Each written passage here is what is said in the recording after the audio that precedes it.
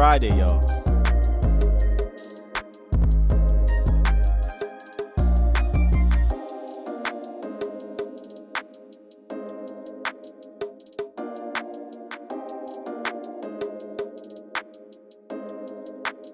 You're rocking with the best.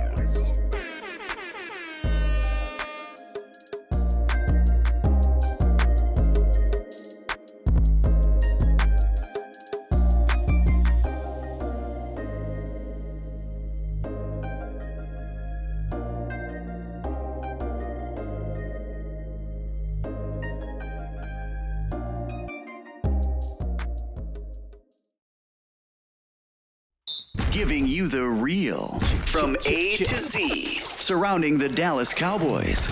News, updates, rumors, transactions, takes, and more. So strap up, Cowboys Nation, and start your day off with A to Z Sports.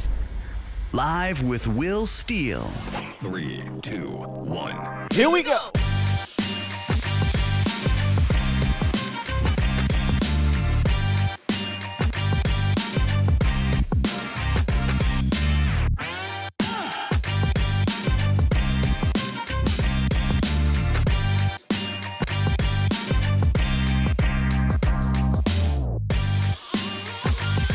Good morning, good people. Welcome to A to Z Sports Live, presented by Texas Family Fitness, Freeman Mazda, and Worth the Poor. We are live on Feel Good Friday here at Worth the Poor in the Colony, Texas. Good morning, ladies and gentlemen. It is another eventful Friday, crazy day in the NFL yesterday as we ended the night. And then the morning hits. So much to talk about, and we'll get into that, right? We'll talk about the trade from Davante Adams, the signing of the Rams, the cut of the Cowboys, and what it all means. And will Dallas eventually finally sign someone outside of their own confines of the organization? We'll see. We'll see. Appreciate you guys for being here. Let me get a mic check. Everything good on our end? We straight? All right, I'm ready. I'm ready to go here. Appreciate y'all, man. Jeremy, Jesse, TC915, Gregory, Army Mom, Heather, Dre, Professor O in the building, TC915, TC on the drums, Stephen White, Below the Heavens. Who else we got in here? Jacob, Jesse Falls, and many more here on Facebook. We got Jason Tidd, Cedric Betts, Jonah Hill. Is that Jonah Hill? Or is that John Hill? One of them. Paul Garcia, Tariq, what's going on? Chuck P, how you doing? And the many more coming through. Appreciate y'all for being here. Man, listen. Eventually, y'all, there will be some type of good news that comes out of the Dallas Cowboys organization in regards to getting someone outside of the star, which it'll happen, just likely not this week. This is the same type of thing that Dallas has done for years, so nothing to be surprised about. But they did sign one of their own, and we'll get into that as we begin to start the morning roundup. And we'll see how you guys feel about that. But first, before we get into the roundup, there's a lot more flip-flopping, too. With the Zadarius Smith contract, he's not with the Ravens. We thought he was with the Ravens. Now he's not with the Ravens. The Cowboys are in, the Cowboys are out. Who knows? Who knows? But I do know that Davante Adams was traded to the Raiders yesterday. How y'all feel about that? Listen, this is what I know. The AFC West is going to be absolute fire. Do you hear me? Fire. It's going to be absolute fire in the AFC West. I cannot wait to watch that. I was joking around with Jesse yesterday. Like, you think we could do game day lives, Nick, with just the AFC West games? I will watch the Denver Broncos against the Raiders against the Chiefs, the Chargers against the Broncos. I'll watch that all day and tomorrow, to be honest with you. I would. Because as of right now, the NFC East is still the NFC least. And the Cowboys should still be obviously in the running to win it. But, man, that West is looking absolutely juggernaut-ish. But the Cowboys are still in play, right? There's still good players out there to go sign. One of those players that was signed yesterday that wasn't Davante Adams in a trade with a monster contract, by the way, $141 million in total and $28 million not guaranteed per year. But the other wide receiver was Allen Robinson. How y'all feel about that one? Allen Robinson gets signed to the Rams. So now they have Allen Robinson, right? They have Robert Woods, and they have Cooper Kupp all under contract, making $15 million a year plus. Now remember, not all y'all, I'm not going to say all y'all, a lot of you said that the Rams would just falter, right? The cap hell thing was real and all this and all that. The Rams, the Saints, all these other organizations are showing you it's not. Even the Cowboys. The Cowboys are showing you that cap hell is only what you make it, right? And I got to give props to teams like the Rams for going out there and continuing to try to get better, even though they won the Super Bowl. So salute to those guys. I think the Allen Robinson signing is fantastic for them. I heard, I don't know how true this is, they're still trying to bring back Odell Beckham. I don't know how true that is. I do know that Robert Woods, however, is on the trade block, so teams are calling for Robert Woods. We'll see how much he goes for. Listen, I don't think he's a better player than Amari Cooper, so I don't expect him to net a whole lot, even if the trade market was popping, as we should say. It's not right now. So I think that you'll get a Robert Woods probably around what Amari Cooper went for. If he gets something better than Amari Cooper, I'll be livid. But I don't think it'll happen. They said they can draft. They can't draft. They have picks. You know what Les Snead said? F them picks. F them picks. That's their way of building. It doesn't have to be that way. You don't have to go that far left with what the Rams do. However, you do need to be a little bit aggressive like that. We're not. It is what it is. We talk about that all the time, and we'll continue to talk about that. So, yeah. Trip Aces says, sign AB, sign D-Jack, sign Stephon Gilmore. Won't happen. Next. Just won't happen. Trade a 6th-round pick for Woods. I don't think that's going to happen because Robert Woods' contract, if I'm not mistaken, he's still getting 16-something per year, right? So the Cowboys, they don't even want to pay that to their own guy, Michael Gallup. So I don't think they'll do that for Robert Woods. Real quick before we get into the roundup, and I'll jump back into Cowboy stuff. Would you have given that Michael Gallup contract to an Allen Robinson? Because Allen Robinson got the same exact contract, one of the most underrated, talented wide receivers in the league, and he's not coming off an injury, as well as being in Chicago with just terrible quarterback play, right? Terrible quarterback play. So would you rather have given that to Robinson or Michael Gallup? Y'all know where I'm at with it. I think I would have gave it to Robinson, because he's going to play. Michael Gallup's not going to be here. And we'll get into that coming out of the roundup. I got the Doc Talk update so you guys can listen to his update on his injury. He said he wants to aim for week 1, but I don't know if that's really going to happen. All right. That's right, man. It's, ladies and gentlemen, it's Feel Good Friday presented by Worth the Poor. And as you see right here, wait, there, right there. Download that Worth the Poor app. If you use the promo code ATOZ Sports, you get 5% off any order with a minimum of $20 from $3.18 today to $3.25 next week. So make sure y'all check that out. Let's hit this roundup.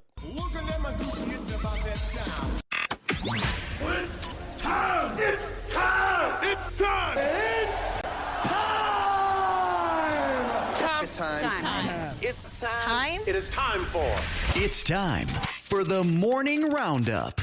Round 'em up, boys. This is the morning roundup presented by Texas Family Fitness. Strive for progress, not perfection. Fitness goals are not accomplished with one workout. Progress towards your goals with Texas Family Fitness, a solution for your fitness goals. Check out any of the 9 locations in the DFW area or visit TexasFamilyFitness.com. Now, told you guys I'd be disappointed if the Cowboys didn't get any compensation for La'el Collins, and, well, that is exactly what happened. Dallas leads to Dallas cutting La'el Collins for nothing. I think you kind of could see this coming, right? If Amari Cooper only got you a 5th, La'el Collins probably wasn't going to get you a whole lot more, but to get nothing is a shocker to me.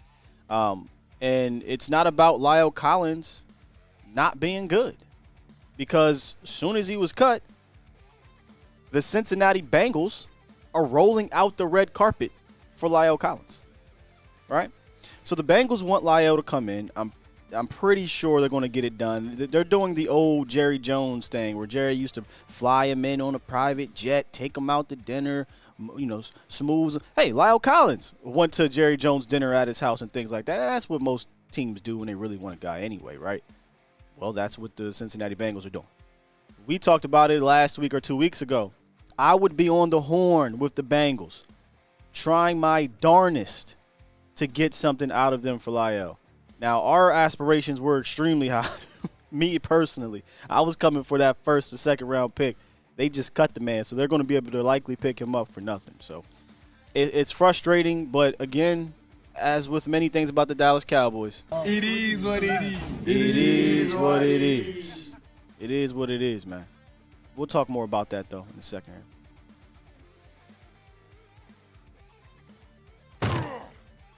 Cole Beasley, former Dallas Cowboy, was cut by the Buffalo Bills. Release, cut, however you want to call it. They're going to save like $6 million on a cap, roughly around that. Former slot demon, still think he is a slot demon? Easy, simple question.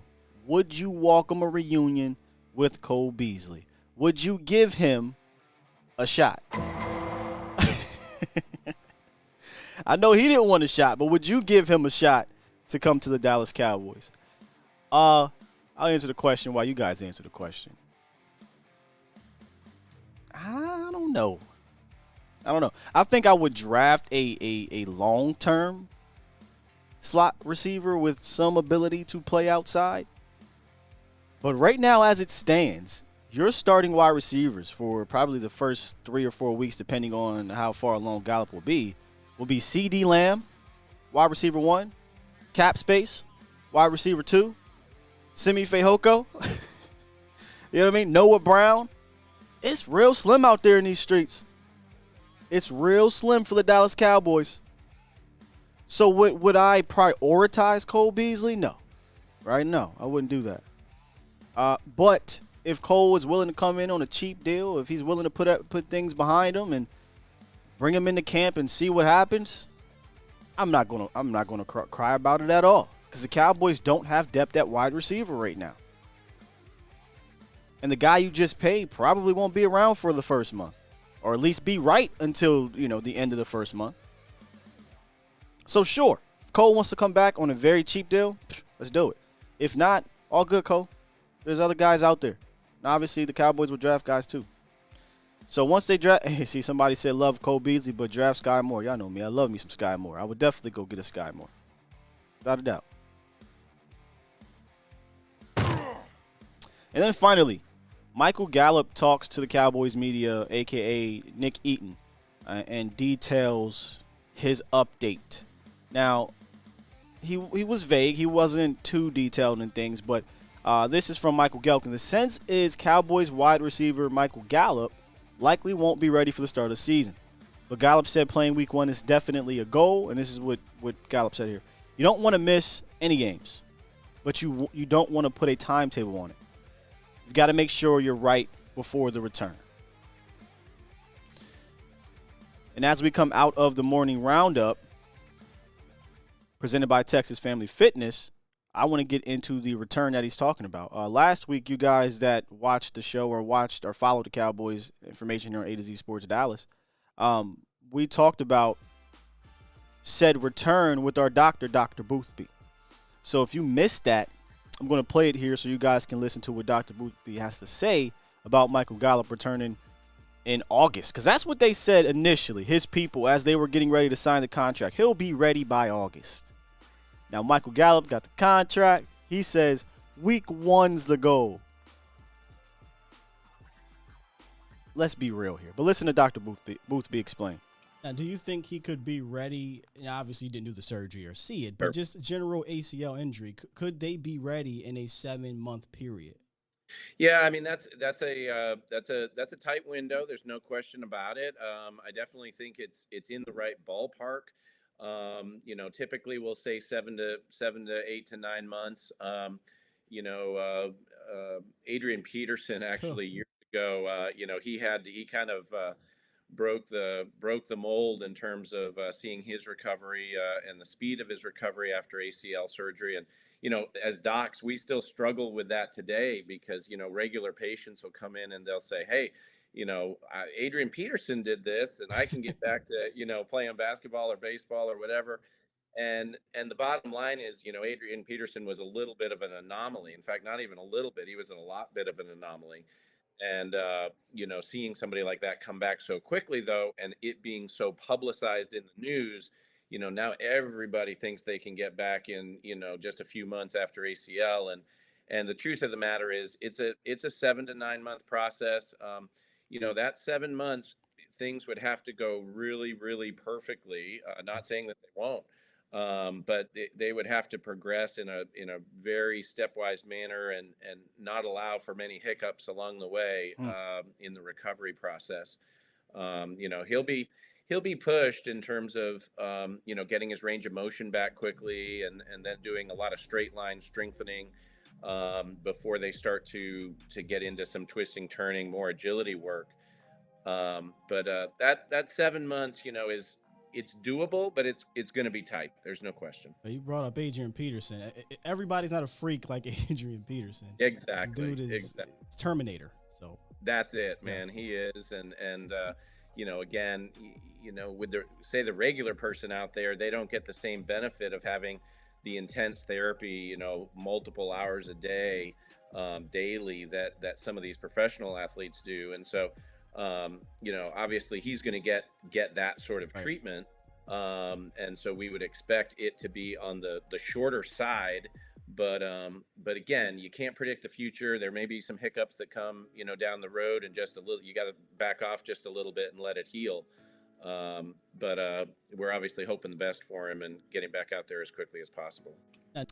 That was Dr. Boothby of OSMI, which, by the way, is one of our great sponsors here. OSMI provides arthroscopic and robotic-assisted orthopedic surgery, foot and ankle surgery, sports medicine, physical therapy, and a ton more. Their team of orthopedic specialists has offices in Fort Worth, Decatur, and Mansfield to provide state-of-the-art orthopedic care to the North Texas area. When it comes to medical care, you and your loved ones deserve the best possible experience. Schedule your hassle-free appointment today at osmifw.com. So the question becomes, Cowboys Nation, because I've been thinking about this, and a few in the chat even said they don't believe he'll be back by September. They're looking at October. The date continues to get pushed back and pushed back and pushed back. With the recent update, and for me, I don't believe he'll be ready. Does this intensify the wide receiver need for you? Does this push it up the board in the draft or push it up the board in free agency? That is the question today so far. With the recent news, does this intensify the wide receiver need for you, Cowboys Nation? And if you want, you still can call in 351-999-3787. 351-999-3787. We'll pull it up here. Boom, there we go. You still can call in. We got that going on. I want to try this out here while we're here. All right, Feel Good Friday here, presented by Worth the Poor. How y'all feeling about this? Will said yes. Iceberg Q says yes. Jesse says yes. Reginald, yes. Everybody, collectively, yes. Yes. I think when you trade or you cut or whatever you were going to do with Amari Cooper, when that became a reality, to me, I said immediately that pushes wide receiver up the board. Now, at that time, right, at that time where the Cowboys had Amari Cooper, I didn't even list wide receiver as a need. Same thing with defense end. You had potentially Randy Gregory coming back, and you had D-Law. But we talked about it weeks ago. We said this entire list can flip upside down on top of its head. And I think when you when you trade Cooper, right, you lose Randy, not really replace him. And then this information with Michael Gallup, I think it pushes wide receiver up the board. Now, it doesn't have to be in round one, but it's definitely a need. By the way, I didn't get to the actual details of Dorrance Armstrong's contract. That news broke while we were live yesterday, and we didn't have any details. It's 2 years, $13 million, which is 6.5 APY average per year. I don't know the guarantees yet. It didn't pop out yet. But I said this on Twitter. I have a hard time believing, that the Cowboys paying Dorrance 6.5 APY means that he's not going to be a starter. 6.5 APY for most of the league is like, it's good money. Don't get me wrong. That's not cheap. That's not, Jeremy Mincy. That's not George Selvey. That's not that. 6.5 APY is pretty decent. So to me, as of right now, until proven otherwise, with them going out and getting maybe a Zadarius Smith, that looks like your starting right defensive end in 2022, Dorrance Armstrong. There's still the draft left. There's still more free agents left. But when the details came out, and I use air quotes because we don't have the guarantees yet, I looked at it and said, ooh, I like Dorrance as a rotation guy. Dorrance as my starting right defensive end, I'll pass. I'll pass on that. Got a couple callers in the building. Let me see if I can get this right. D Schiff, you in here? Yes, sir. Y'all let me know if y'all can hear the callers, too. This is all brand new. We trying something out here on Feel Good Friday, presented by Worth the Poor. What's up, D Schiff? Hey, not much, man. I just kind of thinking about your question as far as the wide receivers are concerned. And I think you got to go ahead and at least spend a second-round pick on wide receiver. I remember when we had, Beasley and company, and then you spent a third on Gallup, thinking that was going to be good enough just because you had, bodies at the position. Some of those guys, they've gotten older, become vets. The Noah Browns, Malik Turner kind of got through, what is this, his second year? Malik Turner? Year? Yeah. His second. He had 2 seasons with the Cowboys. Okay, so you talk about these guys who are, especially Malik Turner. Turner's case is coming into like what you kind of got in Cedric Wilson. Before, we're looking at it and thinking that, we need Cooper back, we need Gregory for that. You lose them. I think it's unfortunate because you had a formula that ultimately led you to 12-5. You got booted out the playoffs, not because you weren't formidable, but because of things that I feel that if they are addressed, you could have more success, even with this roster. So, but I think you do have to go ahead and get you a second-round receiver. I think the Gregory loss, I think we also have to remind ourselves that, Micah Parsons is now the anchor of this defense. And so he played a lot of the year without Gregory or Lawrence, Yeah, I've been trying to wrap my head around that one, D-Ship, because I've seen a lot of people on Twitter like, oh, well, we just got Micah. We'll put him at defensive end. But it doesn't sound like that's what the Cowboys want to do, right? Like they literally signed Randy Gregory to come back so Micah wouldn't have to play defensive end.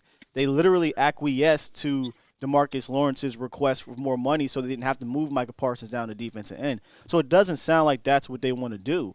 And I'm not of the belief that Dorrance Armstrong is a 1-in-1 replacement for Randy Gregory. So I don't think your pass rush has gotten better. I think it's gotten worse.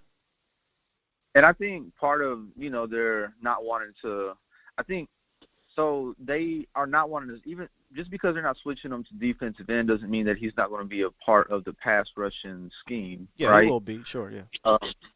And so he could still be used as a centerpiece. And he was, he was still just as productive and dangerous coming up the middle. Yes, and that's where I want to – I'm fine with him doing that, but I don't want to move him to full-time defensive end like some have suggested. Yeah, so I feel like he'll still be a part of your pass rush equation, especially when you're, you got – I mean, it's easy to say that you want to conserve, right? Mm-hmm. But when push comes to shove, when you have it at your dispense, you're going to use it. So I don't think even the Cowboys would be dumb enough to not make him part of what you need to be successful for that week, regardless of who you have, in place. I think he's still going to be a big part of that pass rush. And I think that's where you start to see Lawrence and Gregory, because you can remember when Parsons was out of the game, second and third string Eagles were, going up and down on us. There is no more Gregory. Yeah, no, when they were down, right? Oh, okay. You're talking about last season. Yeah. But they played that game, right? the two of them. They just set Parsons. Which game are you I talking can't about? remember, but either way, the last game, The Cowboys Eagles and game? Eagles. Man, throw that game out, bro. No, Throw that yeah, game yeah, out. I got you on that. No, I didn't, But as far as, I mean, and still, you still had a majority, a good amount of your starters, regardless of if they were playing a vanilla defense or not. I still would be willing to bet that this defense will be a lot different. I mean, the difference maker is Parsons. What does that mean? I What does a lot different mean? Because right now it is. We haven't even brought up Jayron, which I'll get to in a second here. Like I said, I still contend that Lawrence missed the whole first half of the year, and then at the end of the year, Gregory was dealing with some injuries and whatnot, and your main.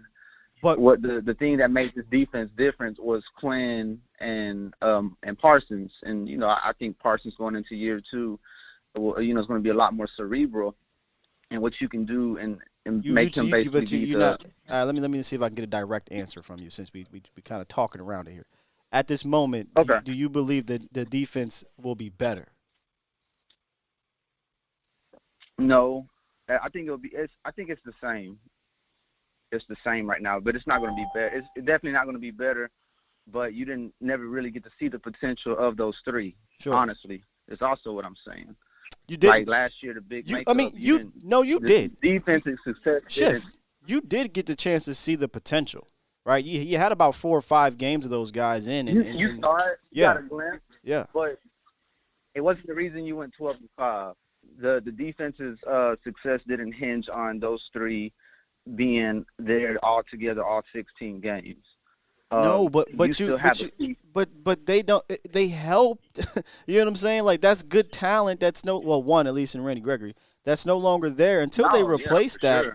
I have a hard time believing this defense is remaining the same. And the elephant in the room, Jayron Kearse is not here either. We got to remember. I think that's the bigger. He helped unleash this defense because he allowed Michael Parsons to be free. I think giving Quinn viable tools in the secondary. I don't want to get what's your guys? The safeties and corners kind of guys we always get. I don't want those type of guys. You need somebody viable.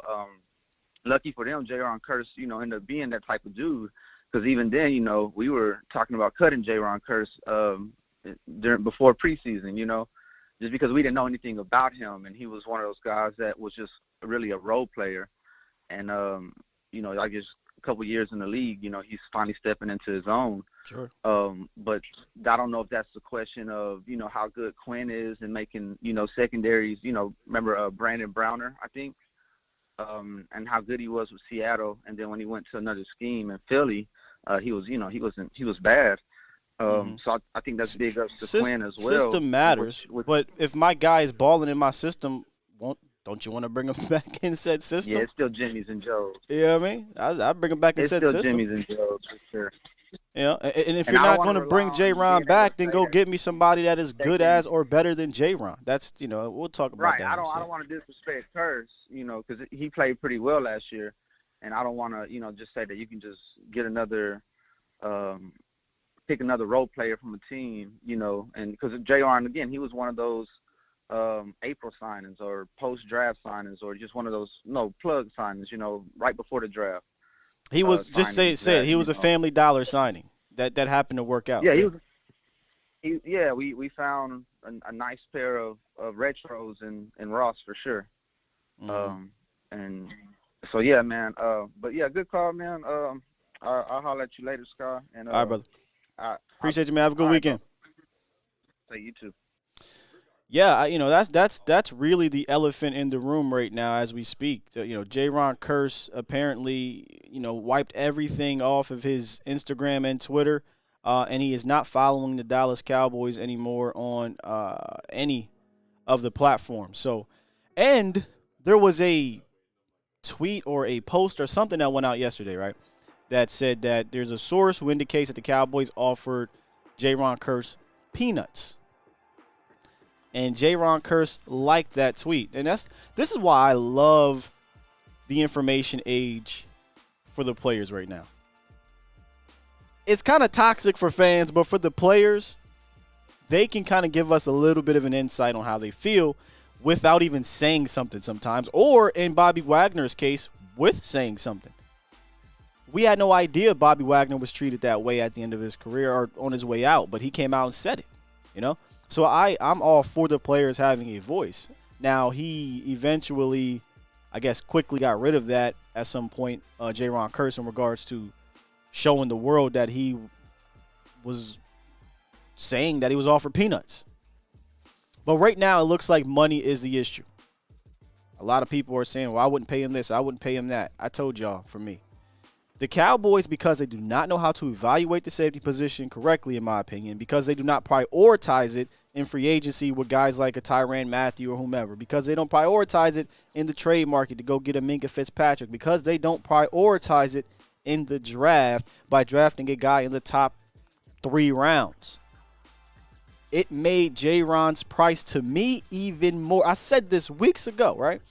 Jayron's price to the Cowboys is probably higher than it is maybe to another team. Because you said, I'm going to give you this green dot, Jayron. That's an added extra responsibility that he crushed. I'm going to make you or allow you to be a leader, Jayron. Crushed it. Run, hit, talk shit. Now, can you actually ball and perform on the field? Crushed it. Our most productive safety in a long time. He was healthy. He played. He led. He balled. He ran. He hit. And he talked shit. That's what he did. And he does it well for Dan Quinn. So to me, his value is higher for the Cowboys. And I'm okay paying him a couple extra bucks. Now, I'm not paying him as if he's Tyrann Mathieu. I'm not saying all that. But I am okay with paying him an extra couple dollars because he's worth it to the Dallas Cowboys. That's how I see it. 225, what it is, what it do. Hey, what's up, Scott Walker? I disagree with you a little bit, man. I think that we need to let Jayron Kearse go to the market. And he is. He is in the market. And then I understand that, and nobody's going to sign him, and he's going to come back crawling to us. I just want to get that. I don't think Jayron Kearse was as good or as dominant down the stretch as he was in the beginning of the season. But I definitely think we could use him. But I think that we need to let him see what the market tells him his price is, and then let him come back crawling to us because we know we could pay him. And I know Steven Jones is a cheap guy, but I definitely think we don't need to overpay just because he had a great first half. What is – but see, we're using terms like a lot of Cowboy fans first half. He had a good in total season. What do you mean? No, you look at the total numbers, but down the stretch he wasn't as dominant. He wasn't doing the things that he was doing in the first half. I'm sorry to tell you this, but and I know you disagree because you sound like you love him and everything, but I disagree with you. I think down the stretch he wasn't making the big dominant plays that he was making in the front half. As far as I'm concerned, I don't want to overpay for a guy just because. What you don't even know what overpay is though. What is overpay? I know what the safety market is for a top tier safety is probably like 5 or 6 million. If he's asking for that kind of money, I don't pay him. That's not top tier. If he's asking 2 or 3. Oh, hey, look what Marcus May got. I would rather Marcus May than him. I'm sorry. I disagree with you. And you had this conversation. But time out. Slow down, because you're just saying a bunch of stuff that's not true. You're saying you disagree with me. You don't. You really don't disagree with me. I literally said before you answered the phone, I would not pay Jayron Kearse top-level market safety money like a Tyrann Mathieu. That's the type of money. So we agree with that, okay? We also agree that, yeah, sure, go let him test the market, and the market to me is going to say that his value to the rest of the league is probably not going to be as high as it would be for the Cowboys. So for me, I would be willing to pay a little bit more. When I say a little bit more, I don't mean a lot of bit more. I mean a little bit more. If it means I get to secure a safety for the next 3 to 5 years, a position where the Cowboys routinely are not good at. Now, you could disagree about how good he is. I think for the Dallas Cowboys, he's a really good damn player for the Dallas Cowboys. I'm not calling him the best or whatever. He had a Pro Bowl-type season for the Dallas Cowboys. I don't remember the last time I could say that for a safety. So we really don't disagree unless you just believe Jayron Kearse ain't ish. Now, where I will disagree with you is you said $2 million a year, $3 million. That would seem to be like Jayron would say, nah, I'm good. That is peanuts. And I will let him walk if that's the case. But back to your comment about hold on. What's your plan to replace him? Excuse me? What is your plan to replace him? Draft. Hold on, bro. You do know the history of their draft, I right? plan to replace him. I do. I do know the history of it. Okay. I do know the history of it, but I think Dan Quinn is eventually going to make them draft a safety at some point. Why didn't they do it But I last think year? Dan Quinn has a good eye for finance because you can't get everything in 1 year, Skywalker. You know that. We only have so many picks. You can only get certain things. But that's why I feel like this draft needs to really, outside of getting the offensive lineman and wide receiver, I think the rest of the picks really need to go to Dan Quinn. All right, That's so just my opinion. I hear you. So now we're going to create an extra need for the draft. Remember, this is all tallying up now. Safety, wide receiver, offensive guard, right? Defensive end, linebacker. We can't get them all at the first pick, second pick, or third pick. So you're like, all right, cool. Get rid of a guy that's proven in this system that if we have to pay him $6 to $8 million a year, you said that's extremely too much. He got to go, and we're going to add another need in the draft for no reason at all. This is exactly why we are the way we are. Let me break this down. No. Listen, I got to get my point across. I think the Cowboys are going to need to draft. I think they need to address some of these needs before we even get to the draft. We always know the Cowboys going to not make a move the first 2 or 3 weeks. But I think they need to address that D tackle spot in free agency with a Hakeem Hicks, a Cox, or hell, I didn't even Campbell. say defensive tackle. You just reminded me about defensive tackle. Yeah, that's another one. And I think they need to address. That in free agency with one of them veterans that gives us a big boy up front. I think they need to add Bobby Wagner at linebacker that gives us a true linebacker that can make tackles in the backfield, not like LV and Jaylen 5 and 10 yards down the field. I agree. If they address those two needs in free agency, that makes a big difference for our draft. I think that they can get a defensive end like a Clowney later or Trey Flowers, who just got released by Detroit. Those guys probably not expensive. $7 to $8 million, that's perfect for defensive end. With the money we have right now, we should be able to address 3 big needs in free agency. But I know I do this to y'all all the time, but so you willing to give $7 to $8 million to Trey Flowers? No, I said Clowney, and then Trey Flowers maybe 5 to 6, somewhere up in there, with incentives to get up to $7 to $8 million. That's just my take on what they need to do for free agency is concerned. Then when we get to the draft, usually we go best player available in the draft. We can't do that this year because we've already showed our hand because we let Collins go. To me, first round, we're going offensive lineman, no doubt about it. I think we showed our hand. We're going to take the best lineman. I would love to guy out an hour to send out an hour, or we're going to get one of them guards. But I think we're going offensive line first round. We showed our hand. It's like playing poker. You don't want the opponent to see what you got, but we showed our hand already. So wait. You're going real fast here. Why did we show our hand with the offensive line and not the other positions? Because I think we showed. Well, I'm not saying we didn't show our hand, but I think we're going to address those other needs. Okay, so you just believe that's where we're going to go. Gotcha. Yeah, and I think we're going to go offensive line first round with one of those offensive linemen that in the draft, and then I think second round we'll go wide receiver. After that, I would like to see him give the picks to Dan Quinn and let him do what he do for us, finding the talent on defense. Yeah, I trust Dan Quinn. I trust Dan Quinn more than I trust those Joneses right now. But all right, man. Hey, very interesting takes there. I appreciate the call, man. All right, I'll let you, man. Yep, have a good one.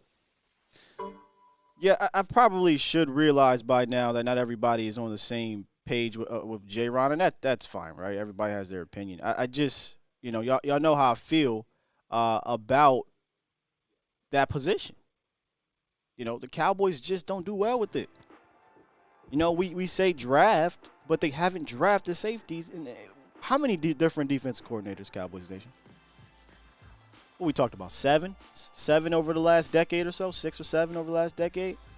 I'm pretty sure Dan Quinn's not the only one that values the position, but maybe it's something in the Cowboys' DNA from above that they just don't care for it. They just don't care for it. So I hope Jayron's back. If he's not, it's an added need. And if they replace, I would have loved Marcus May too. So I agree with that. We talked about that earlier this week. Marcus May would have been my guy. Of course, I'd replace him with Jayron.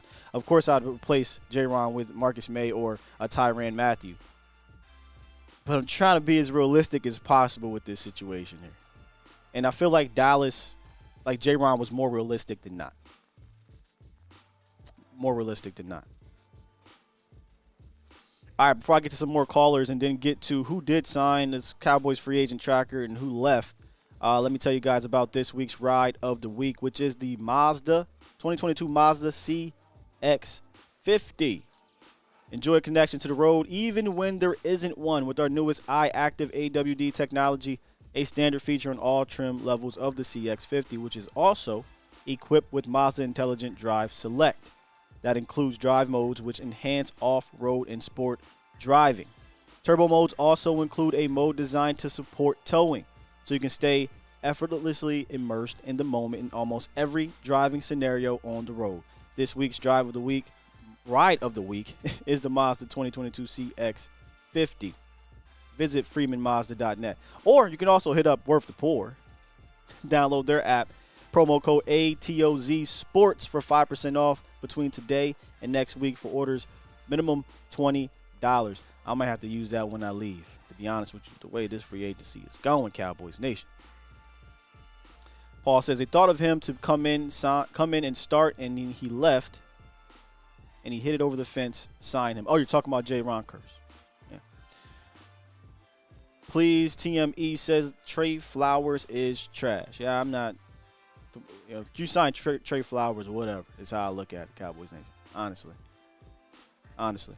I definitely am for Clowney. That's a different story. Y'all know how I feel about Jadeveon Clowney. I would have definitely signed him. But it looks like it's probably not going to happen the way we do things. All right, let's get to 757 on the horn. What's up, 757? Hey, what's up, Sky? How you doing, brother? I'm good. How are you? I can't complain, man. Hey, J. Ron. I was about to say, I got you. If we can get him at a good price, don't give him peanut shells, because he played good with our defense. He made that defense whole last year.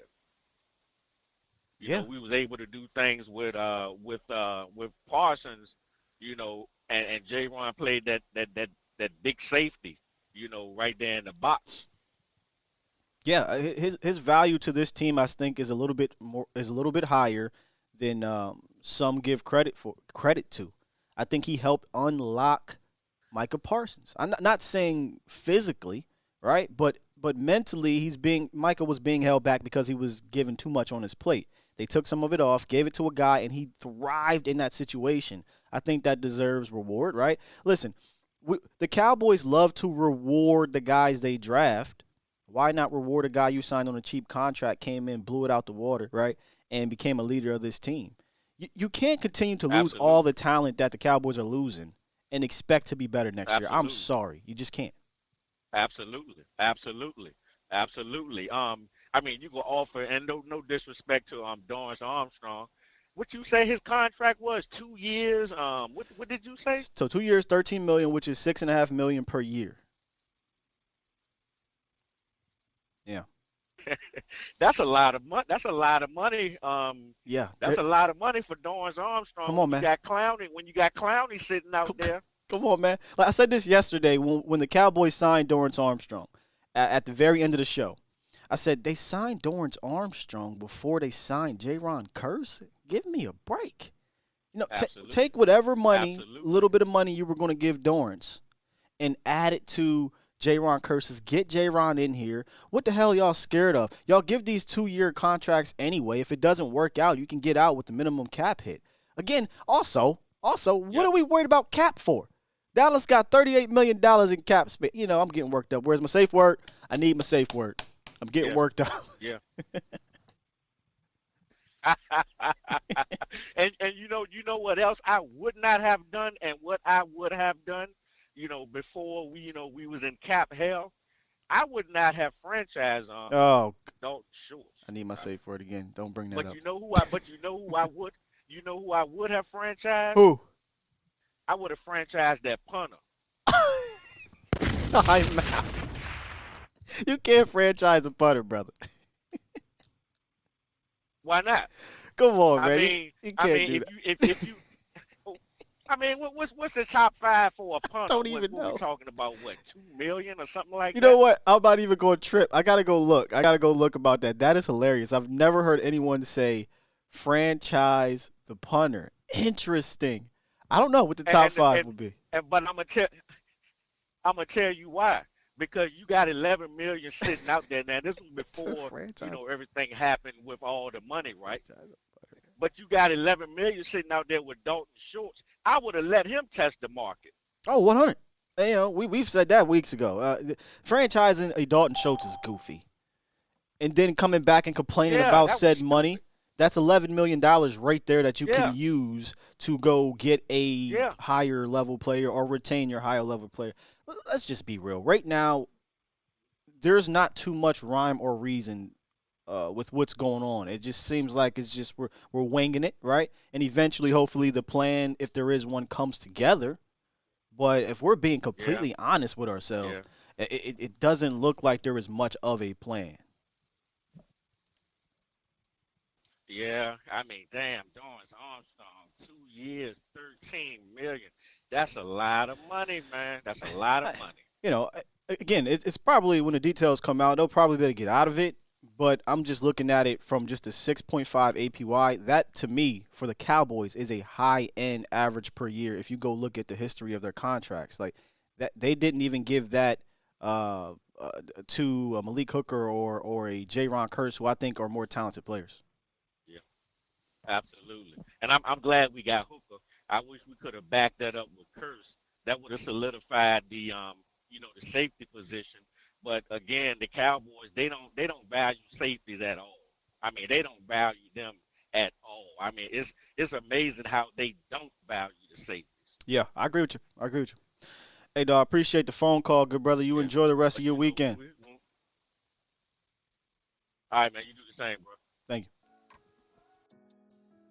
I had briefly mentioned losing talent and then not replacing it. Let me just go ahead and show you guys the tracker, the Dallas Cowboys tracker. Now, right now, you won't see the long snapper because, I mean, he's the long snapper. What are you talking about here?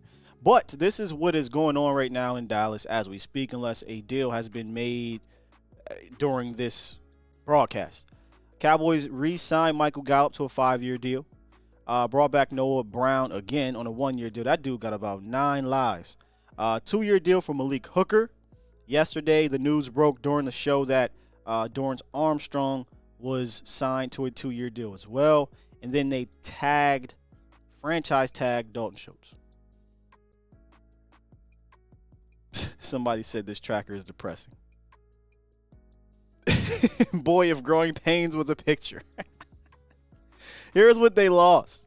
Amari Cooper traded to the Browns for a 5th-round pick. La'el Collins flat out cut. And then here's a kicker.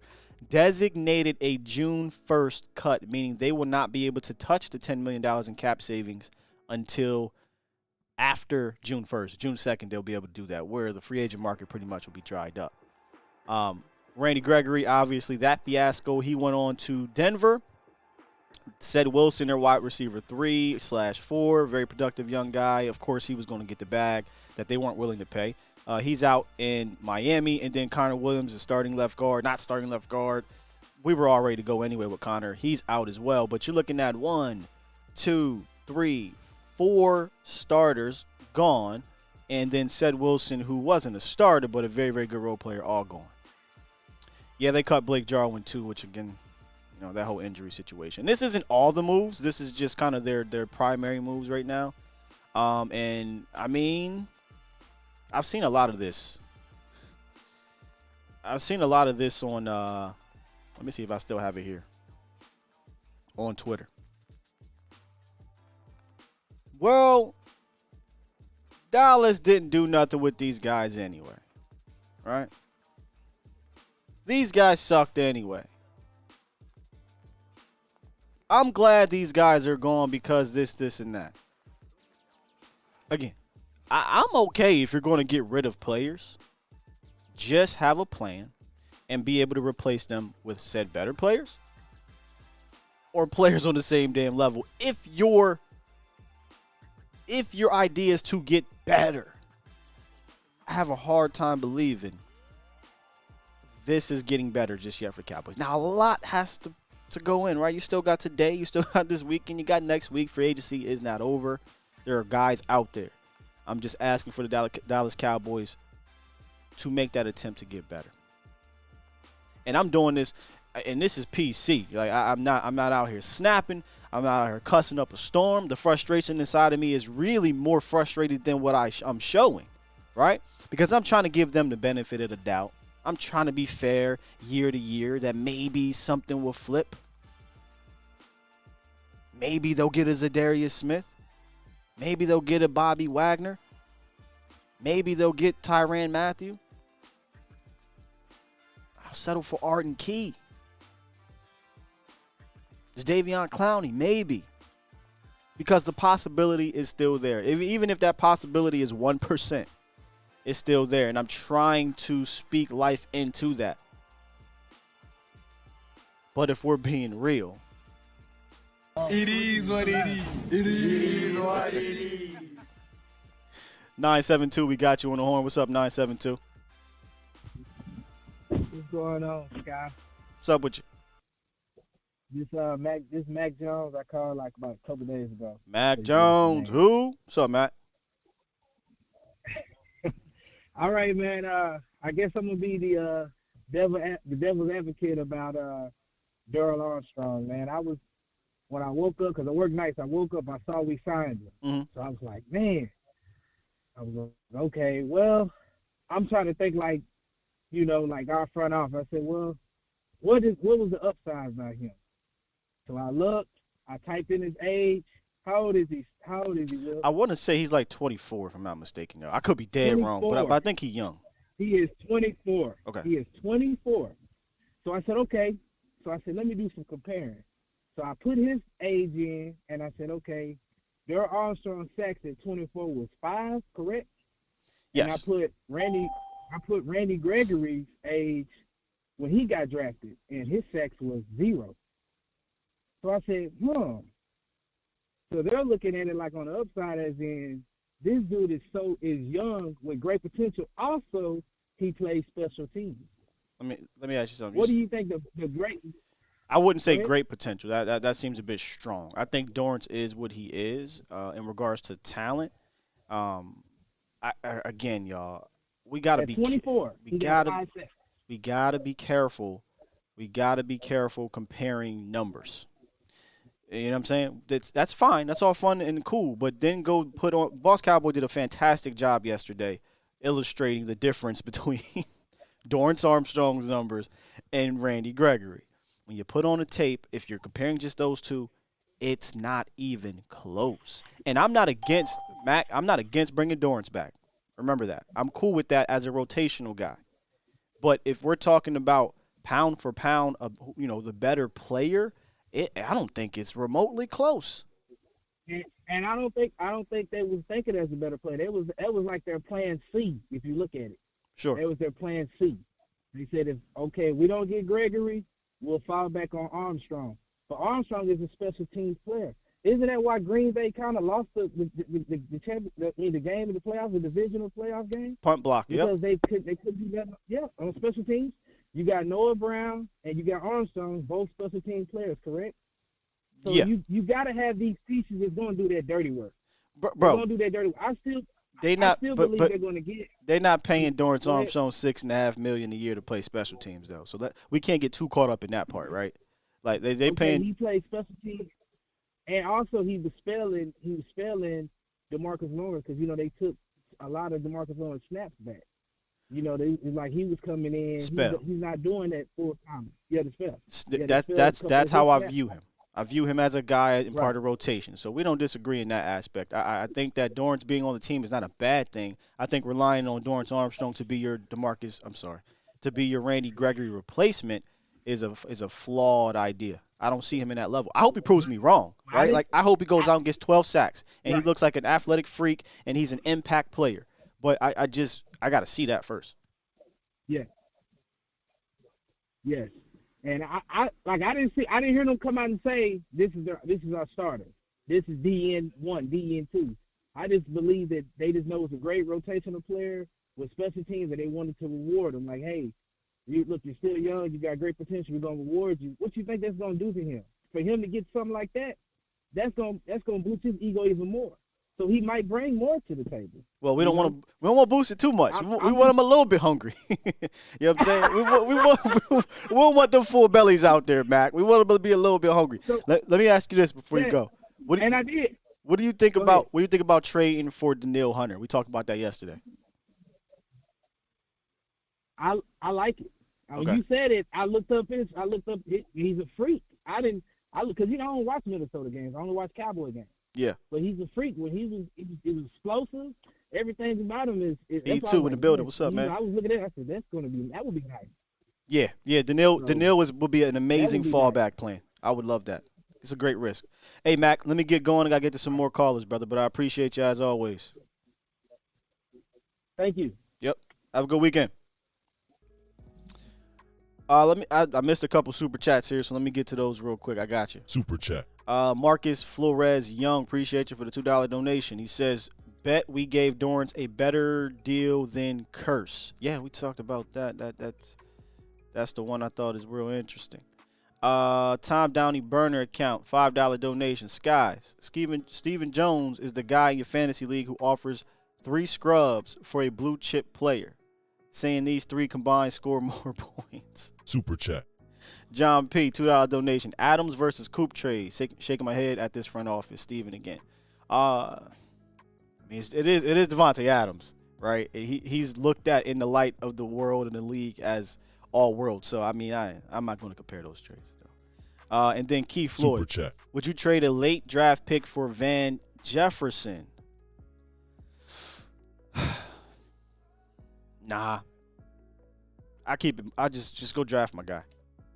I'm good on it. All right, here's what I'm gonna do. I'm gonna hop back into this phone lines. My laptop. I gotta plug this thing in. My apologies, Cowboys Nation. I should have known this wasn't gonna happen. Let's get to. I think we have Florida on hold here. 754. We got you. You live. What it is? What it do? What's good, Scott? This is Marcus. Be in the chat sometimes as creative genius. I'm circling back on my statement I made the other day about Bobby Wagner coming in, possibly being the green dot. That's not looking too likely. It's looking like we're going to have Micah Parsons back at that green dot, and that is terrible. Because I feel like we're pigeonholing ourselves and making a situation where you take your queen and forcing them to be a rook or a knight. And it's just like, I don't understand what the Cowboys are doing. And that's why I value the Jayron Kearse situation, because he allows Micah not to have to deal with that green dot, right? Yeah. So, I don't know, man. The front office is just pissing me off. I'm starting to lose hope as a Cowboys fan, and you can't fix everything through the draft. Hopefully we sign Bobby Wagner, and that'll sort of cool everyone down. But for now, we're just looking like clowns. And as far as, like, the organization, I don't think I would even want to come here if I was Bobby Wagner. Like, you look ridiculous. And let me ask this question, because at one point, just signing a Bobby Wagner or another high level free agent, Zadarius Smith, at one point, it's like, okay, that's fine. That will suffice, because we still have maybe an Amari Cooper. We still have a Randy Gregory. We still have one of those talented players that are not here anymore. But at what point do you say, okay, we're losing all these guys, and if the Cowboys told you this, all right, we're going to get rid of Cooper, Lyle, Randy, almost got rid of D-Law, Jayron Kearse, Said Wilson, but Cowboys Nation, we're going to give you Bobby Wagner, and that's it. Does that make up for everything that you lost? Not at all. Right. So what I'm getting at is, at what point does it start to become a little bit concerning, where the Cowboys are losing all these guys, which, again, not all of them you're like, oh my God, right? We lost so and so. It's not a big deal. But when you add what they did and you add it on top of everyone else you lost, at what point does it become concerning that, damn, we may not be able to replace that level of play right now, 2022. It's starting to get there for me. It's not over yet, but it's starting to get there for me. Yeah, all hope now is just for Sean Payton to come in a year or so, fix everything, but that's probably unlikely. All right, you have a good one, Sky. Keep up with the good show. Thank you, sir. Appreciate the call. Appreciate the call. Ninja Nuts. It's the Amari trade for me. That still hurts for me. Yeah, the Amari trade, I wanted more from that situation. Joel Wilson, concerning it all. What are you saying here? Joel Wilson, concerning it all out, panic mode at this point. And that's what I'm trying to do. I don't want you guys, I'm trying to not panic. I don't want you guys to panic, but I understand the frustration. I get it. Y'all talked about the list. I'm going to keep bringing it up. It's a lot of talent over there. Y'all miss a lot of games, though. So that was the one where it was like, all right, whatever, If La'el Collins is gone, their guy is Terrence Steele. So I understand that. Their in-house replacement showed they could be an in-house replacement. I preferably would have loved to move him into guard, though, and thought he was on a contract that wasn't that big of a deal. So I guess the reasoning is we just tired of La'el stuff, or we're just tired of Amari stuff. Because if you go look at it right now, the Dallas Cowboys have upwards of $30+ million in cap space. So if, again, we did this exercise the other day. If you put Coop back on this team, that takes $20 million away, right? So, oh my gosh, you only got $18 million in cap space, still enough. But then rescind that franchise tag, now you got $29 million in cap space. So cap is not a reason. DeMarcus Lawrence did you a service. I'd almost rather them come out, if this is the case. A lot of Cowboys fans are saying we're punting on 2022. We're moving to 2023. I'd almost rather you come out and say that. Maybe they won't say it directly, but kind of hint that a little bit. That way we can kind of operate in that manner. We can think in that manner. We can content in that manner. Because for those who are team front office, just an honest question, if you could give me an answer here. Do you believe, as we speak, that the Cowboys are positioning themselves to be a better team for 2022?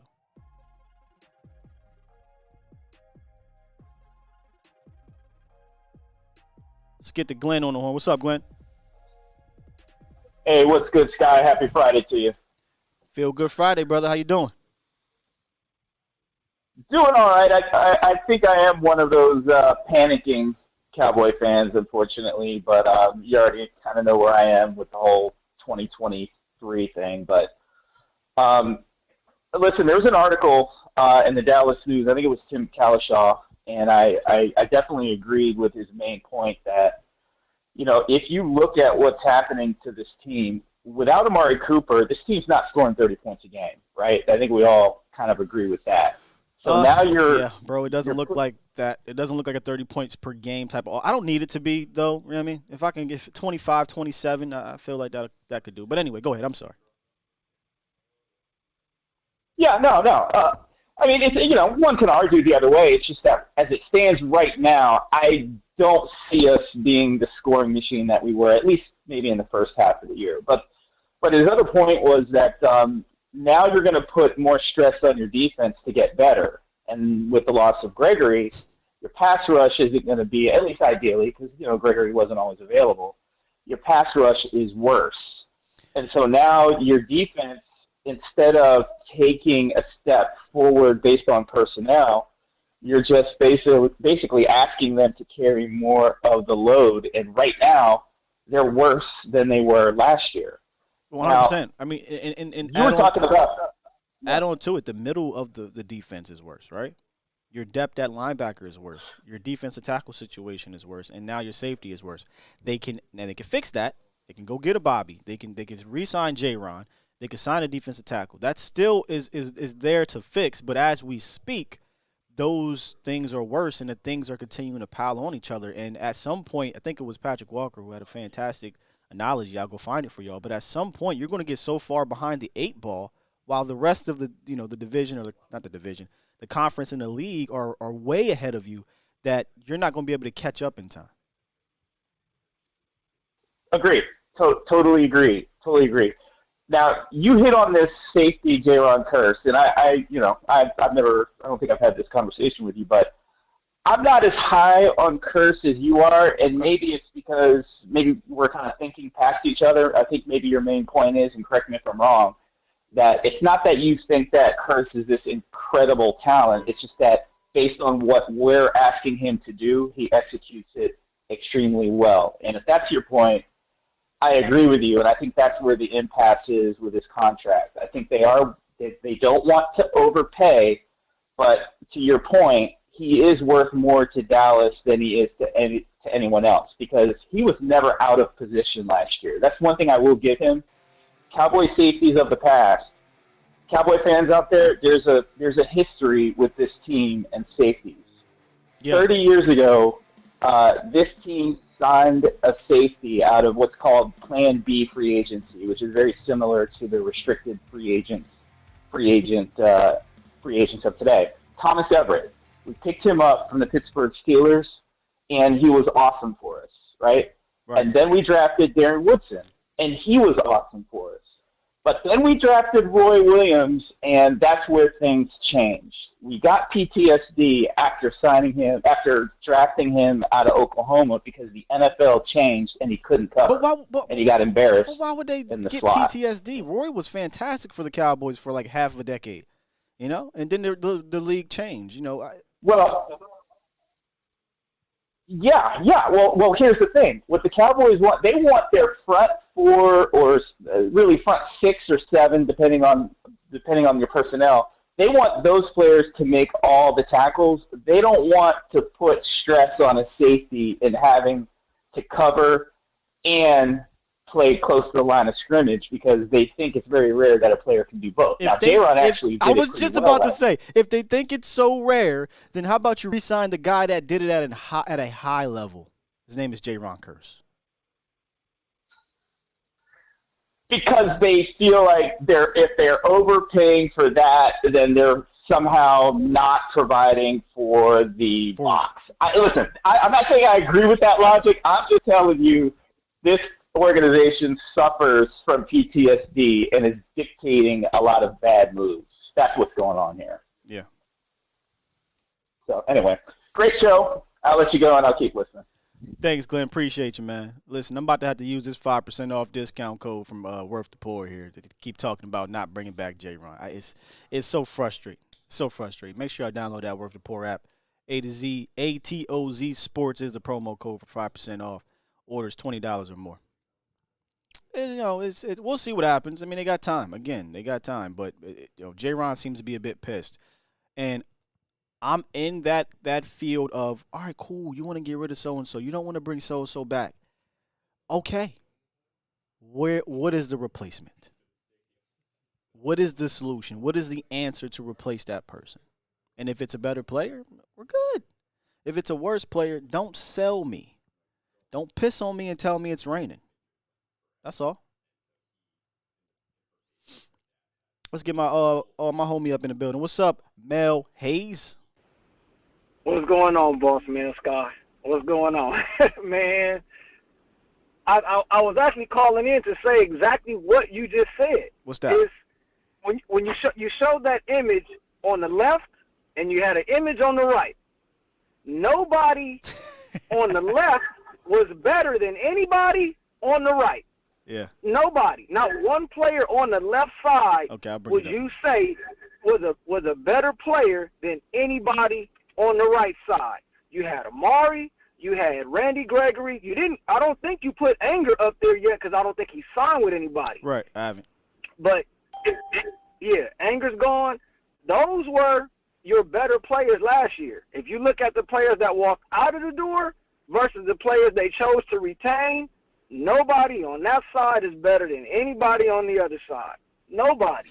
And they haven't put together, not only have they not put together a plan, they haven't even attempted to replace the talent. And the worst part about it is the front office is so bad. It's so bad that they don't get anything for the players they lose. They get nothing. Like, they get literally zero for the players that walk out the door. They want to talk about the New England way, the Patriot way, and all these different sort of things. The Patriots get players when they lose players, or they get pieces when they lose players. They get picks when they lose players. We just let them walk out the door. The Patriots spent bread in free agency last year. People forgot.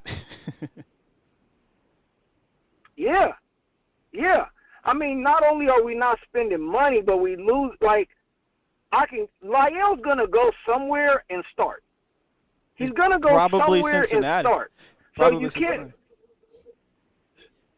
So you can't tell me that a starting right tackle is not worth a third-round pick. You just can't tell me that. You can't tell me that Devontae Adams just got traded for a 1 and a 2, and Amari Cooper is not only 5 rounds worse for compensation, but 1 less pick worse. Like, you just can't tell me there's that big of a gap in those 2 players. It's just that the front office does not know how to execute these sort of transactions. We talked about and it. It's bad. I mean, it's a lot of. We talked about it. They're not good in that arena.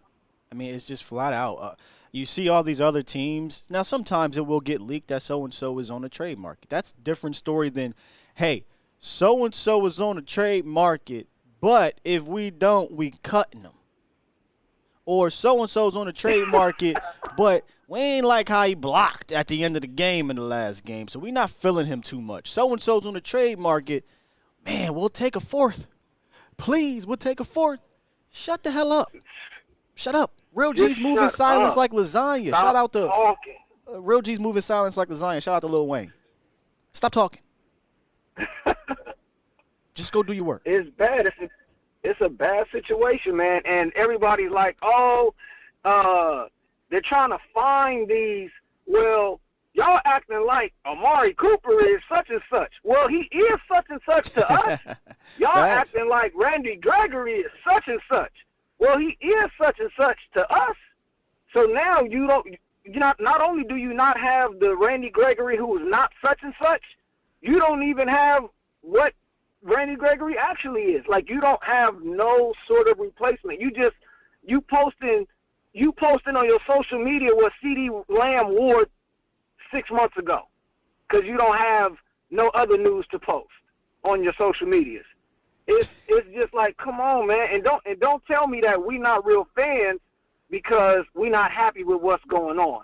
It's people out there like, oh, y'all not real fans, man. If y'all talking about y'all not buying the stuff no more, y'all not like, man, bro. Anybody on this show, anybody who calling in, anybody who listening, anybody in these chats, if you look at the number of followers you got versus the amount of Cowboy fans there are, we're the top 1% of Cowboy fans. Like, we live, breathe, we die-hard fans. If not, we would not be calling your show. Right. You would not be doing a show. We wouldn't be doing all this. We are die-hard fans. But we pissed off. Right. Like this, we pissed off, and it's just like. Yeah, I've seen it. I know exactly where you're going. We both see it on Twitter where there's this. You know, if y'all know that noise by now, if you watch the show, that's all I'm going to do from now on. When people start putting on the cap for this for this front up, that's what's happening. Right? And I'm crazy. I'm with those. I get the frustration because and this just sucks, Cowboys Nation. And I got to give my guy Jesse Holly some props here. Cuz I debated with Jesse. Jesse was like, "Man, Sky," and Jesse wasn't the only one. Some of y'all in this chat said the same thing. This feel like this is the year to do it. Because I don't think moving forward they'll have a better chance in the next couple of years. I'm like, what do you mean, man? We don't got to get rid of Cooper. We don't got to get rid of Collins. We can bring back Randy. We don't got to get rid of Tank. We don't got to get rid of this, and this. So, no, we got our core. We good. And then it happened. We got rid of all these guys, haven't replaced them yet. And I'm like, damn. You know, he was right. Y'all were right. Those that were saying this is the best time right now, this is the moment. It felt like 2021 was the best time, was the moment. And maybe in a few years we'll get back to that type of situation. But as we speak, we got a lot of work to do for 2022. A lot of work. Got a lot of work to go, man, and it's not right now looking promising. But I don't want to be all negative. I will follow what you said. It's not going our way, but it's not completely over. It's not over. There's still some players out there. Yeah, there's still some. Do I have faith in the organization will pull any of these triggers? No. No, I don't. Okay, I don't have any faith that they'll pull any of these triggers. No. But it's not over. It's not over. They could go out and get a D tackle. They could go. I don't think Jayron's coming back, but they could go. But you still got Dono, and you have Malik Hooker. So you're not. The thing with losing Kearse is you lose that green dot. Right. So, and now you're going to ask Micah to probably do it, and you're going to ask him to play DN, and you're going to ask him to play Sandbacker, and you're going to ask him to play some strong safety, and you're going to ask him to cover some slots, and you're going to ask him to cover some tight ends. So you lose with losing Kearse, you lose a lot. It's more than just a player, but I'm still holding out. You can still go out there and get a D tackle. I am too. It's not over, but I don't have faith right now. But you still, and you could go out there and get you another linebacker. Hell, y'all gonna crucify me for this, but at this point, man, you might be looking at bringing back number 55. Oh, oh, I'm about to hang up on your ass on that one. No, but you're right. You might be looking at it. He's not getting the man he wants, and that's the guys we like. Yeah, and they drafted him. That's the guys we like. We like the man guys, that nobody else wants. We love them. Yeah. So I'm just saying, but we'll see how it goes, man. I know you got more callers, more show to go, man. I'm gonna jump back in that chat, brother. Appreciate you as always, Mel. Enjoy your weekend, brother. Yes. So here are the available options. It's not over. There's still that possibility of some of these guys. Now these are the big names. These aren't all the every single last free agent, but these are the big names. Now this was a list that we put together yesterday. It could have changed. Some of these guys could have got signed. Obviously, CUT-Armstrong is one of them. But we're hoping to prayer at this point for Dallas to grab some guys to help you. But it's not so much that they're incompetent in everything they do because we know they can draft. It's just that we want to see them be better in this department, the free agency department, because I think we're operating in an antiquated thought process. And I don't even know if it's – when I say antiquated, I mean something that may have worked in years past, but I don't – in this era, in this free agency era, I don't know how you can ignore free agency. I don't know how you can ignore improving through the trade. I think that's part of team building. Someone said a couple weeks ago, Stephen Jones can build a team. I'm like, no. Building means building on top. You don't build by maintaining. When you build a house, you don't start the first floor and that's it unless you got a rancher, and even then you're extending that house. So, I don't know. I don't really believe that he's much of a team builder. I believe he's a money man that knows how to maintain the budget, which eventually maintains the talent as opposed to getting better. All right, I'm going to get to B, and I think we're going to rock out here, and we'll get to our Feel Good Friday segment of the show. What's up, B? Welcome to the show, man. Man, what's happening with you, G? I'm good, man. How you feeling? I'm about to go get one of these bottles here after we done with the way this free agency is going. Man. Yo, I don't know what's going on, man. I've just been sitting back, man, just trying to just see what's going on, man. The Randy Gregory thing really didn't bother me as much because I remember at the end of the year I told you that I didn't think that Randy Gregory would be back, and I wanted to see that kid go get as much money as he could. He got it, brother. He got it. The guy that I was really worried about was Jayron Kearse, and I'm surprised that he is not honestly gone. And I honestly thought he was going to make the Pro Bowl, and I did too. Yeah. And that's what I was, as far as from a fan perspective, I was like, damn, the Cowboys going to end up getting priced out. But when you look around the league and you see some of these safety deals, there was only really a couple that surprised me. The Marcus Williams one, the one in Seattle. But other than – what's up? You surprised you like with a bad way? You didn't think he was worth it? I didn't think it would be that much, bro. I'm not going to lie to you. I didn't think it would be that type of deal. But other than that, you got Marcus May. Marcus May got 3 years, $28.5 million with 15 guaranteed. That's nothing. That's not bad, bro. And I'm over here like, okay, what is Jayron asking for? Because I think we all, as much as I like Jayron, if the Cowboys would have told you they signed Marcus May, you probably would have, for them numbers, you probably would have jumped. You probably would have jumped through the roof, bro. Hey, we talked about that this week. I said Marcus May would be the one I would love if there was a replacement. Go get me Marcus May at $8 million per year. That's cake. Give me that. Man, so I'm trying to figure out what the hell is Kearse asking for. Is it the years? Like, because it just seems like that's the one free agent that there seems like there is absolutely no movement on, and it cannot be a money thing. It's not a money thing because they got the money.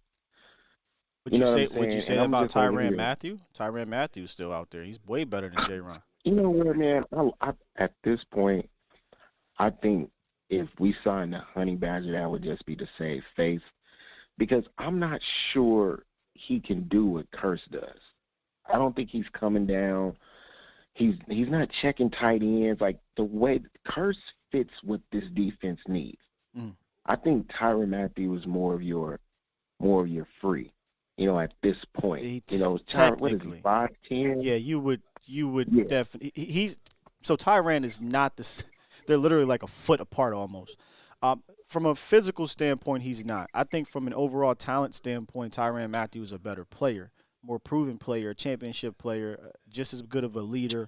I think his versatility is underrated. I think he is still very much as versatile as Jayron, just in a different manner. What I mean is, while Jayron may be a strong safety guy that comes in a box and can get busy with the tight ends, Tyrann's a guy that can be strong or free, play at the top as a roof, come down, guard a slot wide receiver, go outside and cover a wide receiver, or if you got one of those fast tight ends, I'll cover a tight end. So the versatility is a bit different. One's a thumper, can be a thumper and a run supporter. The other one can kind of do a lot of what Malik Hooker did, right?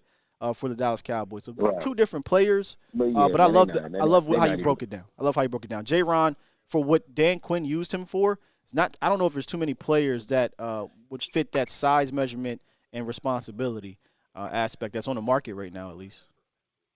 Right, and you know what I think they're going to do? I think this is just me.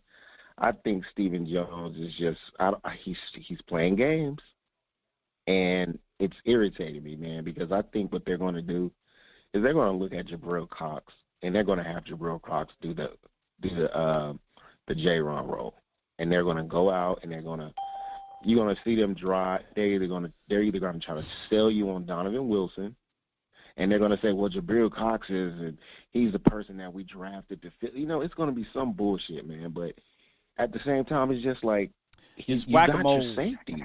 It's whack-a-mole if you do that. you already struggling at linebacker. You're gonna move Jabril Cox to safety, something he hasn't been proven to do at a high. It's not even really at a high level in D1 football or in the NFL. We're going to do another project a la Keanu Neal, and now you have one linebacker on the right. Like, this is just whack-a-mole at this point. It is, man, and it's just like, okay, what's the plan? Like, I'm not panicking like everybody did when we lost Gregory, because I personally think there's a player on that seems to be available that's better than Gregory, in my opinion, and that's the Neil Hunter. I don't think it's the panic of losing Gregory. It's how it went down. It's how you know what I'm saying? Like they put all this stuff out, bro, in the media contracts. That let me know I'm like, yeah, they're guilty. You put all that stuff. It's like, man, when you get into it with somebody on social media, you start leaking receipts to try to clean it up. Yeah. You know what I'm saying? With your girl or with your people, and you start leaking receipts to try to let everybody know you didn't do nothing wrong. I was like, oh, okay. Man, the Cowboys have from February, bro, to get this done. I wish the Cowboys acted like the millennials or Gen Zers on social media when they break up with somebody. They go out there and get busy, right? They get a new girlfriend, taking pictures, putting them on the socials and all that. We don't even go out and get a new girlfriend. We don't try to upgrade. You know what I'm saying? It's like, okay, what's the plan? Like, I'm trying to find a plan, but it doesn't seem to be one other than just, okay, what are you, if I hear this man on somebody radio show and this man bring up this cap and they got about $30 million, bro, I'm gonna fucking lose it. I've been chilling, but I'm gonna fucking lose it if I hear this man talk about the cap in 2023 and 2024, because I feel like it's coming. He said it already. They have the money. They can go sign 3 people, right? Like, you can trade for Daniil Hunter. If it was me, I'm calling Minnesota. I'm trying to see if I can get that deal done for a 4. Yeah. He has 50 career sacks. He's 27 years old, and he had 7 last year before he got hurt. He tore his pec. That's probably one of the easiest ways to get injured, your pec or your tricep, man, when you're beating on 300-pound linemen, bro. When you reach out and you try to grab somebody, it can just go. So I'm not worried about the injury. But he has an $18 million cap hit, bro. And they don't want to pay it because they trying to get their cap straight, ironically. Yeah, we talked about it yesterday, B. Run it back. The Daniil Hunter was the one trade option I think could help improve the front 7. I don't know that there's too many on the free agency market, depending on what's up with the Zadarius Smith. That back, I would need to know about the back. But I'm not a fan of Zadarius Smith. Healthy Zadarius Smith is a productive guy, but I like Daniil Hunter because he can be a monster right defensive end. But hear me out about this. Hear me out about Daniil Hunter. If you trade for him, I don't think you're on the hook for that $25 million cap hit. They eat about $14 or so million of dead cap, and you're only going to be paying him roughly, $12 million or so this year, and then his cap hit for 2023 and 2024 is $8 million and $3 million. Like, Daniil Hunter is an easy trade option at this moment. So they don't even have to do a new deal at this point. If you trade for, if they actually traded for him. You can, because he has 2 void years in his contract. You can spread out. You can say, hey, this is a guy we believe in long term, so let's do it, right? So you can, but again, is it going to happen? Probably not. That, to me, that's a deal that I would be like, okay, because if you do that deal, to me, like I said, I think he's a better player than Randy Gregory. And if you do that deal for less money, it's like, okay, now that makes perfect sense. And it's like, okay, cool. Lock up Jayron. And you can still go do? You can still go get Wagner. Man, they got the money, bro. They got the money. Stephen Jones, it's like he's just playing games and he's over there playing hardball, man. And it sucks, man, to see. Like I said, I'm in Vegas, but you see, and I'm not even a Raider fan. But I'm gonna support the home team because they home, and they just went out and they said, "Fuck it, we gonna give up a first and a second for Devontae Adams. We gotta go. They didn't even have as many wins as the Cowboys last year. And we're gonna go out and sign Chandler Jones. Looking at all these things. They want to sign Chandler Jones too, brother. And they paid Max Crosby. He got the bag. And it's crazy, man. All these teams around here are trying to close the gap with the top teams in the NFL. Yeah, you're right. But what we're doing is coming off a 12-4 season, you'd have thought that we were just going to say, all right, we're going to make some tweaks. It would have been one thing if we'd have lost Amari and lost Randy Gregory, and then we went out and said, all right, we're going to go get Allen Robinson. You see that deal yesterday, bro? Yeah. At the beginning of the show, I said I would have rather have paid Allen Robinson, and this is no offense to Amari Cooper. I'm sorry, no offense to Michael Gallup. I think Michael Gallup is a fantastic human being, and I'm glad he got paid. But as for the Cowboys, Allen Robinson, I think, is, if not a better player, you can't tell me Michael Gallup is just significantly better. He's healthy, right? Allen Robinson is. He performed over there in Chicago with terrible quarterback play over the last few years. And he's going to be able to play healthy going into the season. So I would have gave him that same deal you gave Michael Gallup. I'd have gave it to Allen Robinson, man. To me, it's a better deal. It's a better deal to me because I know what I'm getting out of Allen Robinson because he's been the number 1. Yeah, it's true. You're asking Michael Gallup to be the number 2, and for pretty much the same money, you're getting a better player. Yeah. You're getting a better player that's not coming off injury, bro. So I don't know what they're doing, man. And I didn't get a chance to listen to the show yesterday. It's all good. And I didn't really get a chance to listen this morning. I actually just remembered that you was on because I'm like, damn, is this Saturday or Sunday? And I was just like, man, let me just see. That's that Vegas living. You talked about the Daniil Hunter thing. That's that Vegas living. Nah, man, I'm chilling. I'm a CEO. I'm a CEO, man. I'm chilling, man. I gotta keep it together, man. You know what? Actually, though, I wanted to say something to you. You remember what's the old boy name? The big dude that died up in the prison in Kansas.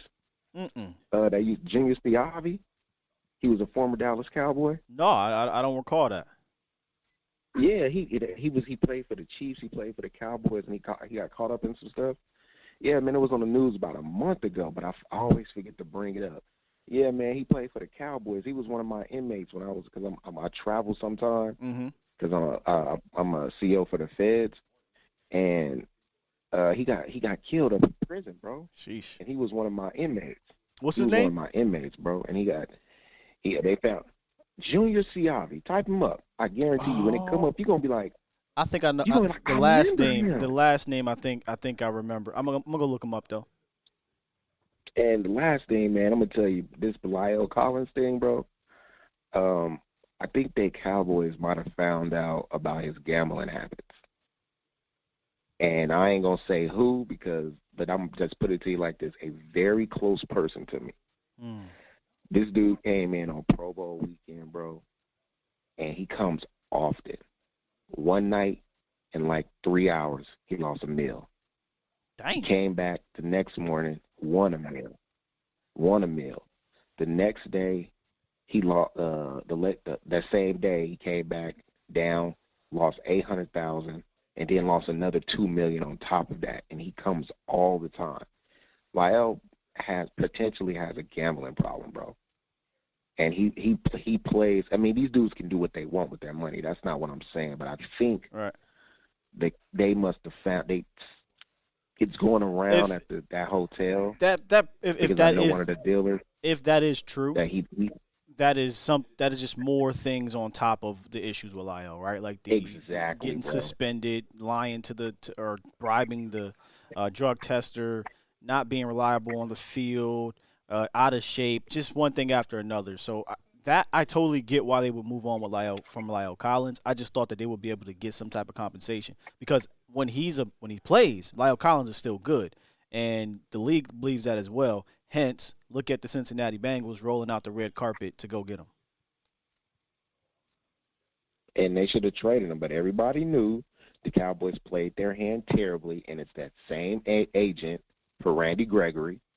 So we already know that relationship is not the best, but the Cowboys should have played that a little better, and they should have got it at the minimum of a fourth-round draft pick, bro. You know what I'm saying? But they played their hand and they showed their hand, and so I'm gonna be real. If they knew they were moving on from Lyle during the suspension, I would have tried to trade him then. I'd have tried to trade him during the season. Yep. Because somebody like the Bengals would have said, "Shh, man." Let's go get him. We think he can help us right now win the Super Bowl. Mohamed Sanu was traded to the Patriots for a second-round pick because the Patriots said, dang it, we need a wide receiver. So they jumped and gave Mohamed Sanu. You mean to tell me that Lyle couldn't fetch you more than – yeah, come on, I digress. But I'm going to get going, though, Brandon. I appreciate the call as always, good brother. All right, G, man. Be safe, man. Have a good one, man. You too, man. Enjoy your weekend. Mohamed Sanu. That kills me every time I think about that. All right, ladies and gentlemen, let's wrap up this thing here with our Feel Good Friday segment. Let me find a button here. That's right, it's Feel Good Friday presented by Worth the Poor. If you guys want to get something from this amazing establishment here, Worth the Poor, you can download the Worth the Poor app on Worth the Poor app. Promo code ATOZ Sports for 5% off starting from today to next week. $20 minimum for the order. And for those who don't know about said Worth the Poor, I'm going to tell you a little bit more about it. Worth the Poor is a family-owned and operated business here located in the colony of Texas. They have affordable prices, luxury liquor, wide variety of spirit, wine, and beer samples, making your drink choice easier than ever. And for the game day party that does not end, they even offer liquor deliveries, okay, if you live inside of Denton County. But if you live outside of Denton County, all good. You can still schedule your delivery, give them a call, pass along your zip code, and they can see if they can schedule that, or download the Worth the Poor app today to schedule your order. It's Feel Good Friday. Doesn't feel too great just yet. We didn't get that, great news of a signing for the Cowboys. But your feel good story doesn't have to be about the Dallas Cowboys. It could be about you. It could be about your friend. It could be about your family. It could be about your kid. What makes you feel good heading into this weekend? I know what's making Catboy feel good. Having some cap space. That got Catboy feeling great right now. $38 million. Now, $10 million of that cannot be used until after June 2nd. But nonetheless, they have enough cap space to operate as much as they want to operate in the year 2024. Tons of cap space to operate in. Tom says, Guy, I've been sober for 2 years, man. Congratulations. That's a feel-good Friday.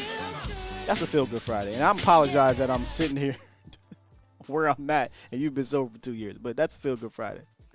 And he says, I get to meet my baby nephew for the first time, one day at a time. Keep pushing, Tom. Keep pushing. And congratulations to your baby nephew, whether it be your sister or your brother who just had their child. Congratulations to them. Scotty Laxton says, we supposed to feel good as Cowboy fans after this week? Not really, man. I get it. But let's just kind of ignore Dallas for a second. What's going on in your life since we can't feel good about the Cowboys, man? Yeah, Tom, keep pushing, brother. We here with you. David C. says, have a good weekend. Good Friday, Sky. You as well, David C. Sully says, I was late to work but got to sleep in with the 2-year-old. Man, listen. Anytime you get to sleep in with the baby, I think that's a feel-good Friday. Esther B says, I'm happy the AFC West will at least be interesting. Here's what I feel good about. The Cowboys don't have to play the AFC West next year. They already did it this year. My goodness. Keith says, waking up knowing Aaron Rodgers is crying in his bathroom feels good. So I'm glad you put this in the chat, CT Maddenhead. Because I was wondering what the whole CT Maddenhead thing. Are you really a Maddenhead? My man is in a $5,000 Madden tournament tomorrow. Good luck, man. Good luck. I hope you win. I actually co-hosted a Madden tournament back in my hometown, Harrisburg, PA, with a different podcast. That was dope. I would love to do that again sometime around here in Dallas. Oh, I'm talking myself into it. I'm about to look into that. Anybody know of any Madden tournaments in the Dallas area, man? Hit me up on Twitter, @SkywalkerStill. I would love to do an on-site broadcast hosting that Madden tournament. I can get in touch with the owner or what have you and see about that. But good luck, CT Maddenhead. If you win, report back to us. And Trucker Life, appreciate you, good brother, with the donation, $20. Super chat. He says 3,500 miles this week. Boy, you be working. You just crossed the whole damn country. You be working, man. Be safe out there, Trucker Life. Vach Lombardi in the building. Hey, Vach, I want to say it so bad, but I got to chill right now. We got some things to deal with. We'll be talking later, but just know it's a Feel Good Friday for me and Vach. That's all I'm saying about that. E2 Blue, man. Make sure y'all check out E2 Blue as well and my guy Vach Lombardi on their YouTube channels. He says, need to work with you again, Sky. Hey, hit me up, man. Hit me up. Get you on here. I have to get Foots on here. I got to get Vach on. I got to get all the squad on this channel, some shape or form, whether it be a call or what have you, man. I appreciate y'all. I know, Vach, we can't say nothing just yet, dog. But when I get off of here, I'm screaming to the mountaintops. Any more Feel Good Fridays before we get out of here? Well, this is definitely a Feel Good Friday. Scotty Laxton. I was in a car wreck with my pastor, but thank God neither of us was hurt. Good news. I'm glad to hear, Scotty. I'm glad to hear you and your pastor are fine, man. I really am. All right, with that said, Cowboys Nation, we're going to head on up out of here. This has been a fantastic show. First time we have done a live broadcast at Worth the Poor here in the Colony, Texas. Man, this is awesome. I love the way it looks. I love the way it feels. And we talked about that when I first met the owners here, that this is a different feel when you walk into this store. So if you guys are interested, definitely come on down. And if you want it to be delivered, right, you don't want to come in, you don't want to drive, they do that. You mind if I tell them the story you told me when they had the ice storm? I don't know what kind of Batman mobile you had out here, but he had like a Batmobile out here during the ice storm, right? And nobody was delivering. Everything was closed except Worth the Pour. So he was out there in his Batmobile just delivering liquor all over the place. So they work hard. If you need something, they will get it to you. Hit them up, worththepour.com. All right. Y'all have a great weekend, Cowboys Nation. I'm going to hit this button, and we're going to get the heck up out of here. We almost done. Shout out to y'all. Make sure y'all check out A2ZSportsDallas.com for all the latest and greatest in regards to the articles that we have. Flowing, fantastic writers that we got, man. Appreciate y'all joining me this morning here at Worth the Pour on Feel Good Friday. Y'all enjoy your weekend. Be safe. Love y'all. Peace. We out.